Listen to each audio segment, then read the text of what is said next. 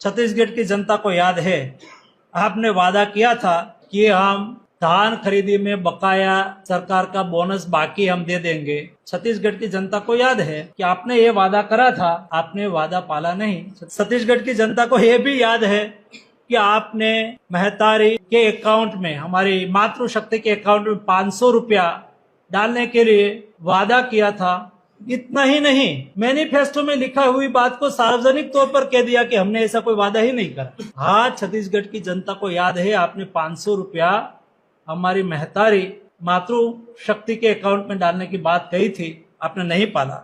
छत्तीसगढ़ की जनता को यह भी याद है, छत्तीसगढ़ की जनता का यही जवाब है कि हमें याद है कि हर ग्रामीण परिवार में 4 सिलेंडर हम मुफ्त देंगे। ये आपने कहा था, हमें याद है, आपने नहीं दिया, ये भी हमें याद है। छत्तीसगढ़ की जनता को ये भी याद है कि छत्तीसगढ़ में हमारी सरकार आएगी तो पूर्ण शराबबंदी करेंगे। ये भी याद है, आपने वादा किया था। ये भी याद है, हमारे राज्य के युवाओं को कहा था कि 10 लाख युवाओं को 2500 रुपया बेरोजगारी भत्ता देंगे। याद है हमारे युवाओं को, इस बार देखेंगे चुनाव में और ईवीएम में जाके वो बताएंगे कि हमें याद है, आपने कहा था। हमारी गारंटी है, नरेंद्र मोदी की गारंटी है। हमने हिसाब किताब करा है, 1,20,000 पद रिक्त है सरकार में 5 साल में, उन्होंने नहीं भरा है।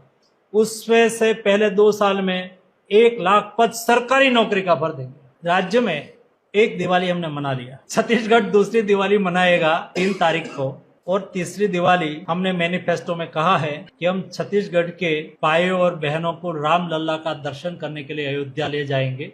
तीसरी दिवाली हम अयोध्या मनाएंगे।